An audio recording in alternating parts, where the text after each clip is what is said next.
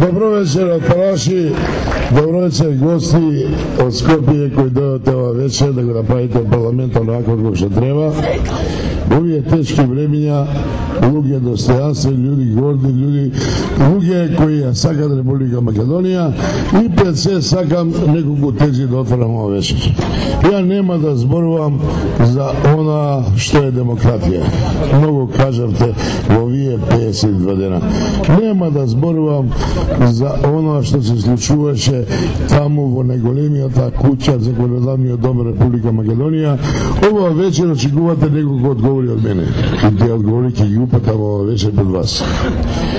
Јас сакам да кажам дека на 24 декември Оливер Спасовски, нашиот представник парламентарец, на наше жалење единствен, имаме многу пратеници, меѓутоа во последно време таква е географската, демографската и политичката карта. Тој единствениот човек што е представува левицата, тука е Веста, луѓе кои ги влекоа, ги тепа, тука се медиумите кои не будно следат и на крај крајава сакам да кажам дека тоа не го направи тогаш него сакат Оливер или Веста Бендерска. Го направија во интимен разговор. Никола порача, јас морав да го донесам буџетот макар и со крв. Значи буџетот му требаше, бидејќи е презадолжен. Он не ги мрзи овие луѓе. Он на него му требаат парите, му треба владење со парите, му треба хегемонија и таков начин на владење. Тоа беше причината зашто влезе силеџиски во парламентот, зашто ги исфали новинарите, зашто ги влечеше жените, па со мажите и да кажеме бил маж, па мажите. Зошто жените Радмила и Весна и Мираковска и сите тие госпоđи и господици кои достојанствено ја бранеа демократијата направи таков упат.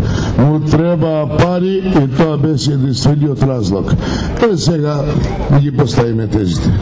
52 дена поставуваме услови дека демократијата се суспендирана. 52 дена Куманово стои на барикадите и се бори за таа демократија. Ова вече очекувате некој одговор. Јас сакам да ви порачам. Јуревски, избори без нас нема да бидат. Тоа е дефинитивно. Што сакаш прави, колку сакаш зборувај.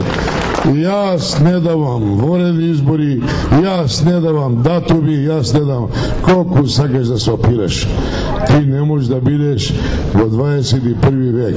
Во век кога Европа прави една широка демократска деколман, да кажем, ги отвора вратите на сите земји, каде сите земји од Југоисточна Европа и Балканот сакаат да бидат дел и членки од тоа големо семејство.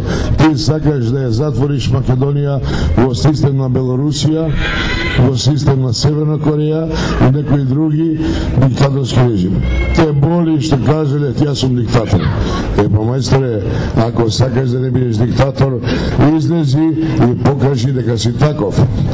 Овој момент, секоја вечер на митинзите зборуваш, на секоја не пратиш на телефоните, ги знаеш на што одговори. И на секоја наша реплика на вечерните говори на своите промоции затворени у сали со 600, 500 или 300 луѓе, кажуваш колку е невалидно нашето барање. Од ова место сакам ти порачам.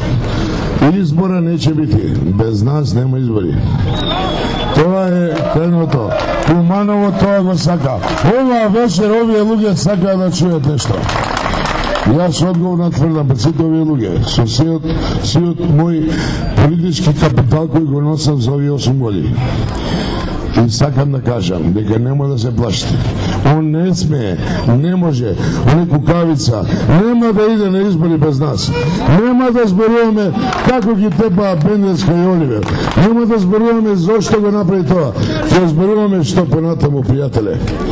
Вие мора да седнете, да погледнете во очи и да не го апроксимирате својата животна фрустрација во ликот и делото на Бранко Црвенковски.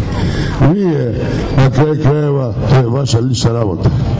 Во Македонија може да живееме, твојата фрустрација не може да ја лечиме. Тоа се лечи на некој друго место, не во политичкиот свет, не на митизите што ги правиш пред своите верни навивачи, кои секој ден се помалобројни. Од ова место сега напорача, ги знаеш анкетите, го знаеш егото и достојанство на македонскиот народ.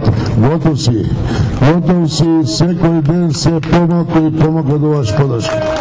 Од ова место ти порачувам дека без Куманово нема избори.